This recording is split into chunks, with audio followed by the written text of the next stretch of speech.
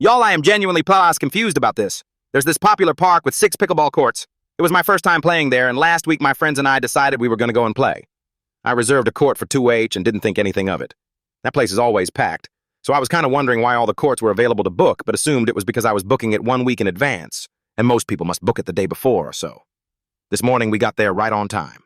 The people playing on the court we reserved were done exactly at the time we were meant to start, so it all seemed very normal to me. After a while, a couple friends of ours arrived, and we took a break to say hi to them, and this is when it went south. Some other group just walked onto our court and were like, "Okay, our turn." I was like, "Oh, we have this booked until 1 p.m." And 3 out of the 4 PPL started to walk away without saying anything. The fourth guy, however, looked at me and asked, "Seriously? You reserved on a Saturday morning?" And I, very confused why he seemed so mad, so said yes and asked him why. Without any explanation, the guy just says, "That's an asshole move," and walked away kind of pissed off. It honestly gave me a little bit of anxiety because I couldn't tell why. About 40 men go by, and this older man asks me, "Did you reserve this court?" in also a kind of pissed off tone. I again confirmed, and he said, "I didn't even know you could book it on Saturdays," and then asked under what name. I told him my name, and he grabbed his phone to go check that what I was saying was true.